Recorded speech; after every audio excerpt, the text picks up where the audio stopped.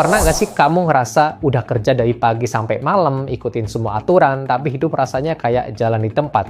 Gaji naiknya tipis, waktu buat diri sendiri nyaris nggak ada, harga-harga naik, tapi kamu disuruh sabar. Katanya yang penting masih punya kerjaan.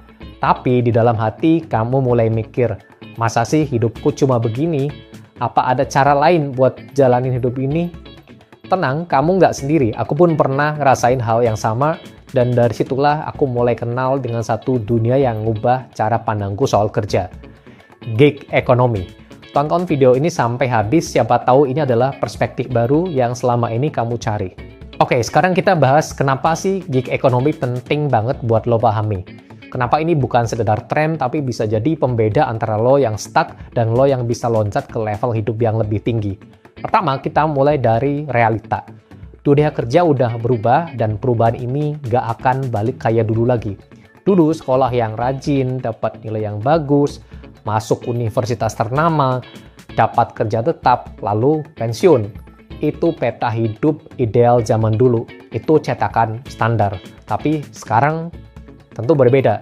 Lulusan S1, S2, bahkan S3, banyak yang bingung cari kerja. Ada yang kerja tapi underpaid, ada yang kerja tapi burnout tiap minggu. Kita hidup di zaman di mana ijazah bukan lagi jaminan, tapi kemampuan beradaptasi justru jadi mata uang yang paling mahal. Sekarang kita bahas apa gig ekonomi. Kita mulai dari istilahnya dulu. Gig, itu artinya proyek kecil, tugas singkat. Kata ini awalnya sering dipakai di dunia musik. Misalnya seorang musisi dapat gig, manggung di satu acara. Setelah selesai acara, selesai juga tugasnya. Nah, konsep ini sekarang menular ke dunia kerja. Jadi, gig ekonomi adalah sistem ekonomi berbasis kerja lepas dan proyek jangka pendek.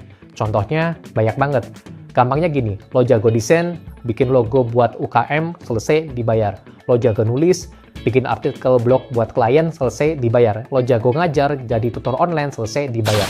Semua berdasarkan project base, nggak pakai kontrak jangka panjang, nggak ngantor tiap hari, tapi tetap produktif dan menghasilkan.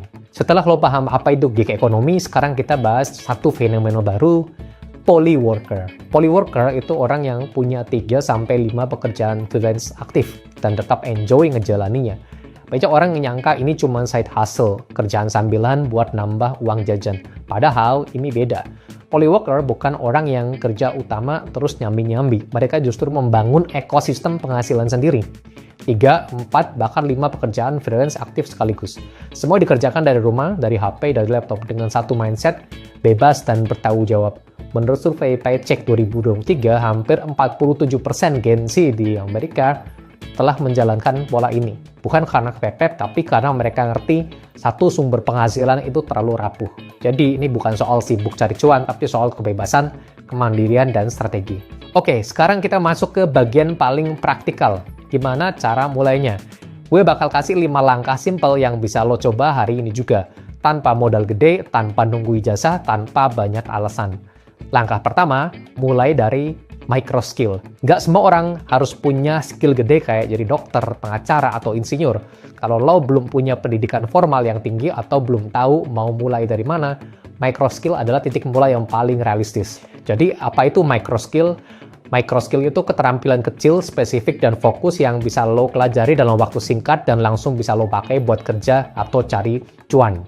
Nggak butuh kuliah 4 tahun, cukup modal niat, lihat tutorial di YouTube, kursus online, atau bootcamp murah, dan lo bisa mulai ngasahnya sekarang juga. Micro skill itu ibarat batu bata kecil yang nantinya bisa lo susun jadi pondasi karir lo sendiri.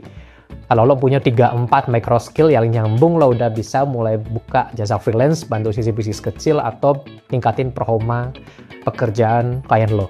Contoh micro skill yang laku banget di dunia freelance, misalnya jasa editing video, jasa bikin template presentasi, atau jasa ngedit naskah novel atau ebook. Langkah kedua, bangun portofolio, walau cuma simulasi. Ini kunci utama, trust sama dengan portofolio. Orang bayar lo bukan karena lo pintar, tapi karena mereka lihat hasil yang udah lo kerjain. Jadi, bikin contoh kerjaan lo, kalau lo jago desain, bikin 3-5 logo fiktif. Kalau lo jago nulis, bikin 3-5 artikel simulasi, jago video, bikin 3 video editan. Langkah ketiga, daftar ke platform freelance atau jual jasa via sosmed. Sekarang saatnya tampil. Buka akun di Fiverr, Upwork, Freelancer, Fastwork, dan juga akun-akun lainnya yang bisa menawarkan jasa freelancer. Langkah keempat, mulai kecil tapi serius. Jangan langsung mikir gue harus dapat klien gede, mulai dari klien kecil yang butuh bantuan kecil, tapi lo kerjain dengan kualitas maksimal. Ingat, klien pertama bukan tentang uang, tapi tentang testimoni, review, dan kepercayaan diri. Kalau mereka puas, mereka balik lagi atau rekomendasiin lo ke temunya. Dan itu bola salju yang bikin lo berkembang. Langkah kelima, konsisten adalah mata uang baru. Lo bisa jago banget, tapi kalau lo cuma muncul seminggu sekali, maka nama lo nggak akan naik di algoritma. Nggak akan diingat klien dan nggak jadi top of mind. Upload portofolio rutin, share progress lo, bikin thread edukatif, bikin tips gratis, bangun branding lo sebagai orang yang bisa diandalkan. Oke, sekarang kita masuk ke bagian pamungkas, the future. Gue mau lo bayangin ini. Tahun 2030, lo kerja dari Bali, klien lo dari Australia, US, Jepang, lo dibayar dalam dolar, bukan rupiah. Tapi lo tetap orang Indonesia. Sounds like mimpi, bukan? Ini realita yang terjadi dan akan semakin masif ke depannya. Dan pertanyaannya cuma satu, lo siap berubah atau nunggu dilibas? Karena zaman nggak nanya lo nyaman atau enggak.